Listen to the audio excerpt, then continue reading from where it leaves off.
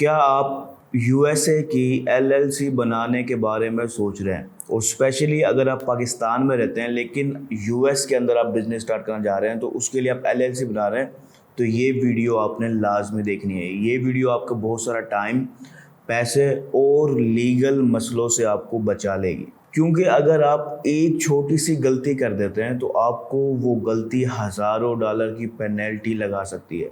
और इसी तरह के और भी बहुत सारे मसले होते हैं जिनका सामना आपको करना पड़ सकता है एक छोटी सी गलती से। मैं हूं Mohammad Aslam Qureshi, CEO and founder double six marketing, और आज की इस वीडियो में मैं आपको एलएलसी और उससे रिलेटेड फेस होने वाले जो मसाइल हैं उनके बारे में आपको बताने वाला हूं। तो सबसे पहले हम बेसिक से स्टार्ट करते हैं। एलएलसी शॉर्ट फॉर्म है लिमिटेड लियाबिलिटी कंपनी का। ये एक ऐसा बिजनेस स्ट्रक्चर है जो कि यूएसए के अंदर बहुत ही ज़्यादा पॉपुलर है, specially entrepreneurs, freelancers, drop shippers और जो ऑनलाइन सेलर्स हैं उनमें ये बहुत ज़्यादा पॉपुलर है। और इसका एक सबसे ज़बरदस्त फ़ायदा ये है कि आपका जो पर्सनल एसेट्स हैं, आपका घर वगैरह, कार वगैरह या बैंक बैलेंस जो पर्सनल है, वो सारा सेफ हो जाता है। आपका बिजनेस अलग हो जाता है, पर्सनल एसेट्स अलग हो जाते हैं। और इसके अलावा हम लोग जो बनाते हैं एलएलसी पाकिस्तान में रहते हुए, उसकी सबसे बड़ी वजह आजकल जो होती है वो होती है कि हमें स्ट्राइप पेमेंट गेटवे चाहिए होता है, हमें पेपाल चाहिए होता है, हमें जो है ना शॉपिफाई पेमेंट्स चाहिए होती है मिसाल के तौर पर, और यूएस वगैरह के बैंक अकाउंट्स चाहिए होते हैं लीगल अंदाज में। तो उन पर्पज़ के लिए हम एलएलसी को बनाते हैं। ठीक है, आपका क्या मकसद है आपको इस ज़्यादा बेहतर पता होगा, लेकिन मोस्टली इन्हीं वजहों से बनाई जाती है एलएलसी। लेकिन मैं आपको जो है ना कुछ पेन पॉइंट्स बताता हूँ एलएलसी के। देखिए, पाकिस्तानी अगर आप एलएलसी बनाते हैं तो दिखने में आसान लगती है, लेकिन आपको बहुत सारे कॉम्प्लिकेटेड पेपर वर्क से गुजरना पड़ता है। ठीक है, और अगर आप एक छोटी सी गलती कर देते हैं तो आपको काफ़ी ज़्यादा नुकसान होता है। इसकी एक चंद एग्जांपल मैं आपको देता हूँ कि अगर आप एक रॉन्ग स्टेट सेलेक्ट कर लेते हैं तो आपको बहुत सारे एक्स्ट्रा टैक्स भरना पड़ जाता है, क्योंकि आपने गलत स्टेट स्टार्ट में सेलेक्ट कर लिया है, या फिर अगर आपने टैक्स टाइम पे नहीं भरा तो आपको $200 से भी ज़्यादा पर फॉर्म का आपको पेनल्टी पड़ सकती है। ठीक है, इस तरह की और भी चीज़ें जो मैं आगे आपको जाके बताने वाला हूँ। तो अब यहाँ पर सवाल ये आता है कि हमें कौन सी स्टेट सिलेक्ट करनी चाहिए, कौन सी स्टेट बेस्ट है आप लोगों के लिए। तो मैं आपको 4 जो पॉपुलर स्टेट्स हैं उनका कंपैरिजन करके बताता हूँ कि कौन सी स्टेट बेहतर है, ताकि आप लोग एक सही स्टेट का जो है ना डिसीजन ले सकें। तो सबसे पहले हम बात करते हैं वायोमिंग की। अगर मैं प्रोनाउंस सही से ना कर रहा हूँ तो आप खुद कर लेंगे। Wyoming, WYOMING। इसकी अगर हम फाइलिंग फ़ी की बात करें तो इसकी $100 फाइलिंग फ़ी है, यानी कि जब आप फर्स्ट टाइम फाइल करेंगे अपनी कंपनी को उसकी आपको $100 पे करना पड़ेगा। उसके बाद इसकी एनुअल फ़ी $80 है। लेकिन मज़ेदार बात यह है कि इसका कोई स्टेट टैक्स नहीं है।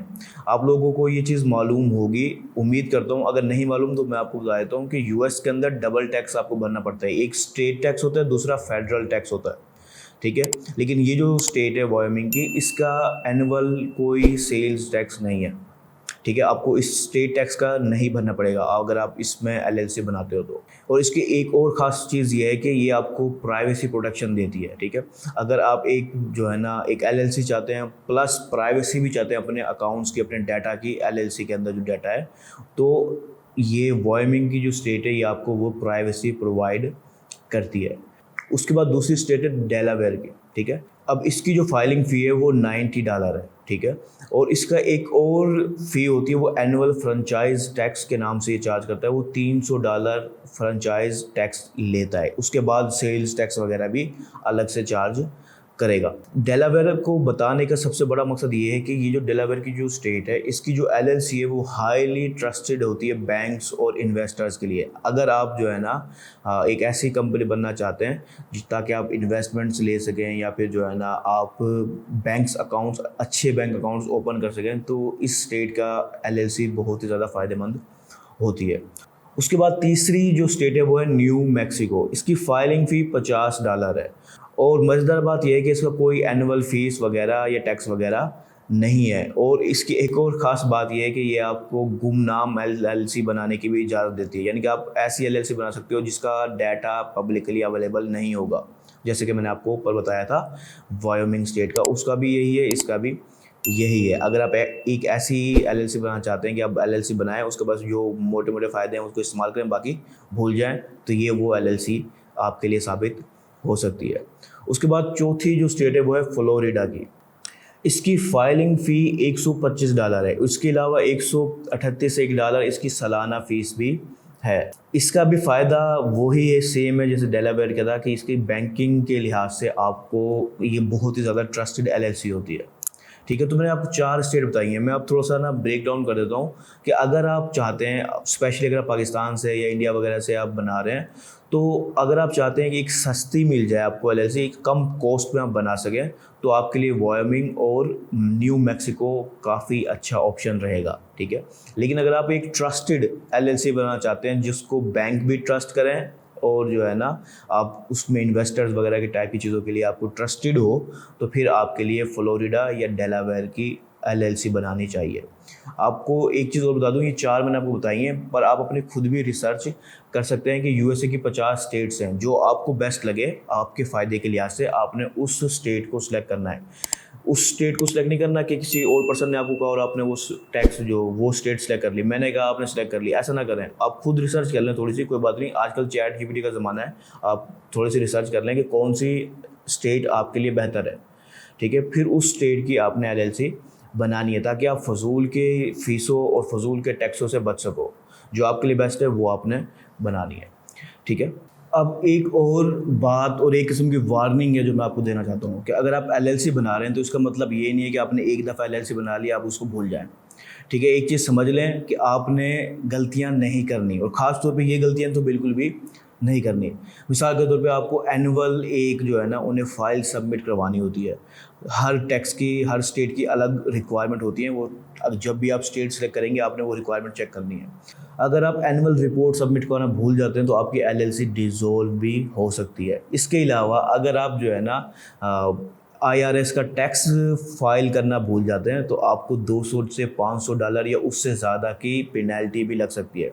इसकी मज़ेदार कहानी है, वो मेरी खुद की पर्सनल कहानी है, मैं वो भी आपके साथ शेयर करना चाहूँगा ताकि आप लोगों को पता हो कि किस तरह के मसले का सामना आपको करना पड़ सकता है गलती की सूरत में। एक चीज़ समझ लें कि मैंने स्टार्ट में जब अपनी कंपनी रजिस्टर की तो मैंने सब कुछ सही कर लिया, लेकिन जो एनुअल टैक्स रिटर्न फाइल जमा करवानी होती है वो मुझसे मिस हो गई। ठीक है, क्योंकि मुझे उस वक्त पता ही नहीं था कि मुझे एग्जैक्टली किस डेट पे मैंने अपनी फ़ाइल को सबमिट करना है। ठीक है, अब यहाँ पर मैं ये मार खा गया और मुझे जो है ना बाद में जब पता चला कि मैंने थोड़ा सा लेट हो गया हूँ तो मैंने बाद में सबमिट करवाई, लेकिन क्योंकि मैं लेट हो गया था तो वो मुझे पेनल्टी लग गई। ठीक है, और वो पेनल्टी जो है ना तकरीबन मुझे $2000 से ज़्यादा की कॉस्ट आई। ठीक है, $2000 से ज़्यादा का पेनल्टी लगी मुझे। जो पैसे मैंने बचाए थे, ठीक है, जब कंपनी फॉर्मेशन कर रहा था मैं, तो मैंने खुद की, और जो मैंने पैसे बचाए थे वो सारे पैसे उस पेनल्टी में जो की सूरत में मुझे लग गए। ठीक है, तो मैं नहीं चाहता कि आप लोगों के साथ भी ऐसा हो। आप चीज़ समझ लें, एलएलसी बना ली है, लेकिन अब आपको सालाना उनको एनुअल रिपोर्ट भी देनी है कि आपकी कंपनी काम कर रही है, उसमें कोई चेंजेस वगैरह नहीं है, यानी कि आपको कोई डायरेक्टर चेंज नहीं हुआ, उसका नाम एड्रेस वगैरह चेंज नहीं हुआ, ये एक सबमिट करवानी होती है। ठीक है, हर स्टेट की अलग होती है, तो आपको पता होना चाहिए कि किस स्टेट की एनुअल फ़ी वगैरह कितनी है। मैंने कुछ स्टेट अभी आपको बताई जिनकी एनुअल फ़ी नहीं है।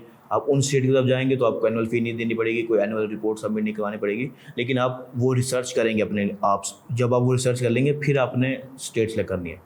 ठीक है, तो आपको एनुअल रिपोर्ट जमा करवानी है, आपको आईआरएस की जो टैक्स की एक फाइलिंग होती है वो भी आपने करनी है। अच्छा, इसमें ये चीज़ घबराने वाली बात नहीं है कि अगर आपकी जो कंपनी है वो भी स्टार्ट में है तो लाजमी नहीं आपको टैक्स भरना पड़े, आपको बस फाइल करवानी है, सबमिट करवानी है कि आप अभी टैक्स के अहल नहीं हुए, मिसाल है। ठीक है, अक्सर लोग उसको गलत समझ लेते हैं। देखिए, अगर आपकी जो कंपनी है उसकी सेल लाखों डॉलर में भी है ना, तो आप उस सेल के ऊपर नहीं भर रहे टैक्स। ठीक है, आप उस इनकम पे, उस रेवेन्यू पे टैक्स नहीं भर रहे, बल्कि आप भरोगे प्रॉफिट के ऊपर टैक्स। ठीक है, आप भरोगे प्रॉफिट के ऊपर टैक्स भरोगे आप। तो प्रॉफिट अगर आपका $1,00,000 के करीब पहुंचता है, ठीक है, $1,00,000 पे प्रॉफिट पहुंचता है आपकी सारी कॉस्ट निकाल के, तो फिर आपको टैक्स भरना पड़ता है। तो मैं वैसे कोई टैक्स का कंसल्टेंट नहीं हूँ, बेहतर है आप किसी टैक्स के कंसल्टेंट से रब्ता करें इस मामले में, लेकिन आपको घबराना नहीं है, बस सबमिट करवानी है फाइल। यार मेरा अभी टैक्स जो है ना अहल नहीं हुआ, मेरी अभी कंपनी स्टार्ट है, मेरी $10,000 पे सेल आई है या $20,000 पे सेल आई है, अभी तो मैं टैक्स भरना नहीं है, लेकिन सबमिट करवानी है हर साल। ठीक है। तो इस तरह की गलतियों से आपने बचना है। आप एलएलसी बना रहे हैं तो आप ये ध्यान में रखें, सालाना आपने एनुअल रिपोर्ट भी देनी है, आपने आईआरएस का टैक्स फॉर्म भी सबमिट करना है, यानी कि उनकी जो फाइलिंग है वो भी सबमिट करनी होगी लाजमी तौर पर, ठीक है। तो आपकी एलएलसी सही मायने में चलती रहेगी और आपको कोई मसले का सामना नहीं होगा। अब यहाँ पर मैं आपको मशवरा देना चाहूँगा कि अगर आप खुद एलएलसी बनाना चाह रहे हैं तो मेहरबानी करें, आपको कॉस्ट ऑलमोस्ट वैसी ही आती है जैसे किसी प्रोफेशनल बंदे ने बनानी होती है, ठीक है। लेकिन गलतियों के चांसेस कम हो जाते हैं। तो मैं आपको रिकमेंड करूँगा कि आप क्लेम्टा एक बिज़नेस प्रोवाइडर है, ठीक है, वो आपको मुकम्मल एलएलसी बना के दे सकते हैं। आप उनके ज़रिए ये अपनी एलएलसी बनवा लें। इससे क्या होगा, आपका टाइम बच जाएगा, आपके पैसे भी बचेंगे, ठीक है, आपके पैसे भी बचेंगे इंशाल्लाह। इसके बाद आपको एक प्रोफेशनल सपोर्ट मिल जाएगी पूरे साल के लिए, जो आपके इस तरह के मसलों से आपको बचाएगी, ठीक है। क्लेम्टा एक ऐसा जो है ना बिज़नेस प्रोवाइडर है, सर्विस प्रोवाइडर है, जो आपको टैक्स फाइलिंग की सबमिट सर्विसेज भी देते हैं, बुक कीपिंग की सर्विसेज भी देते हैं, आपको ये कंपनी फॉर्मेशन वगैरह की सर्विसेज भी देते हैं, ठीक है। तो ये सारी चीज़ें आपको देते हैं और ये कोई नया प्लेटफॉर्म नहीं है क्लेम्टा, बल्कि तकरीबन 5,000 से ज़्यादा जो वर्ल्ड वाइड यूज़र्स हैं, वर्ल्ड वाइड बिजनेसेस हैं, वो भरोसा करते हैं क्लेम्टा के ऊपर, ठीक है। तो एक ज़बरदस्त प्लेटफॉर्म है क्लेम्टा, आप उसको जाएँ, विज़िट करें, ठीक है। आप उनके ज़रिए अपनी एलएलसी बनवा लें, आपको पूरे साल की सपोर्ट भी मिल जाएगी, आपको पूरे साल की टेंशन भी नहीं होगी, आपकी एलएलसी स्मूथली चलती रहेगी, ठीक है। उनकी एक सालाना फ़ीस होती है, वो सालाना फ़ीस आप भरेंगे, प्लस जो भी स्टेट आपने सेलेक्ट किया उसकी आपको स्टेट की आपको फ़ी भरनी पड़ेगी। ये फ़ी होगी और आपका पूरी साल का आपकी टेंशन ख़त्म हो जाएगी, ठीक है। आपको कोई पेनल्टी की टेंशन नहीं होगी, वो सारा कुछ वो संभाल लेंगे। ये मेरा एक मशवरा है आप लोगों को कि आप इस सिचुएशन में जाएं। अगर आप खुद बनाते हैं तो फिर आप हर लिहाज से इन चीज़ों को चेक करें कि आपको सालाना एनुअल रिपोर्ट भी देनी है, आपको जो है ना आईआरएस की फाइलिंग वगैरह भी करनी है। इन सब को आपको जहन में रखना है ताकि कोई गलती ना हो। अगर कोई गलती होती है तो फिर ज़ाहिर सी बात है आपको तैयार रहना है कि आप पेनल्टी वगैरह भी भरनी पड़ सकती है, ठीक है।